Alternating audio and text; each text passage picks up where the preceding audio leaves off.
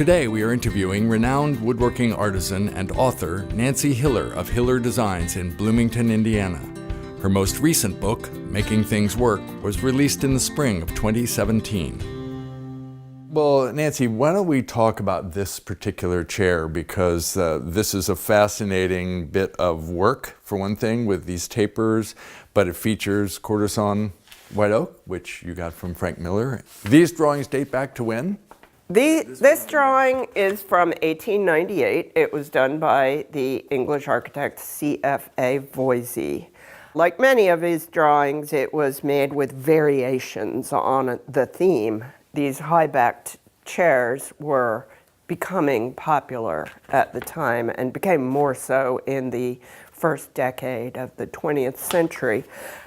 So this is called the Voysey two-heart chair for obvious reasons. There are other variations that just have one heart, the top heart. And this is a measured reproduction that I made for a book I'm working on for the books division of Popular Woodworking magazine. It's a book on English arts and crafts furniture. I wanted to make it out of quarter-sawn oak, partly because I love the look of quarter-sawn white oak, but also because the back splat would be a lot more stable in quarter-sawn. So it's much less likely to split.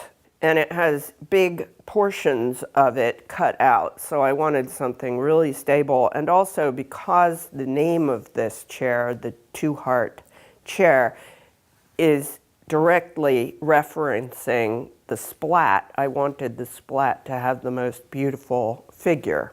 And I happened to get a piece of quarter-sawn white oak from Frank Miller that was wide enough to cut the thing out of a single board instead of having to glue it up, which was nice. It's beautiful. This figure is really prominent and adds a lot to the design. The other thing that's interesting is that the seat insert was woven for me by Catherine Peters, who goes by her business. It's named the Wicker Woman, and it's made out of natural bulrush that she harvested from a marshy spot behind the McDonald's parking lot in her town. And this is the fresh rush. It's still quite green and yellow and bluish. It will eventually fade to a more typical rush sort of wheat color, and it even smells like grass right now. It smells like dried grass clippings. So it's really cool because it's a natural product. That is beautiful.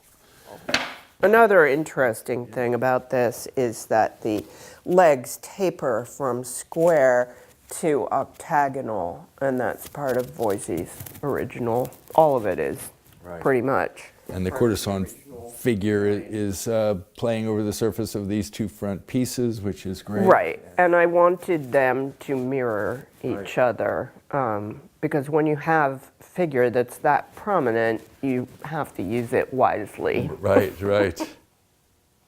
So if you want to talk about the natural variation in wood, I think it's really useful to have the other chair that I made at the same time. I didn't have enough of that beautiful wide piece of quarter-sawn to make this splat for this one as well. So in this case, I used a piece that is pretty much plain sawn and went ahead and joined it close to the center. Whenever I have a client ask about something like that, like, is that a mistake or is that a flaw in the wood, I'll just explain to them it's neither a mistake, it's actually very intentionally chosen, because I'm drawing from a limited amount of wood, you know. I don't have unlimited amounts, and I know better than to expect an order of lumber to be totally uniform. Even if the entire order came from the same tree, it's going to have a lot of variation within it. So I will just use the pieces as artfully as I can, taking into account structural and aesthetic considerations. One of the things I talk about in terms of construction with quarter-sawn, if you look at Stickley or Voysey pieces from 125 years ago is that those pieces will essentially look the same in 200 years as they look now. Well, that's wonderful. Thanks for explaining all of those variations between the two chairs. Oh, you're They're both welcome. beautiful. It's a pleasure, and I love so many of Voysey's designs, but I do love this chair. It's just so prim and proper. Yes. Well, thanks. You're welcome.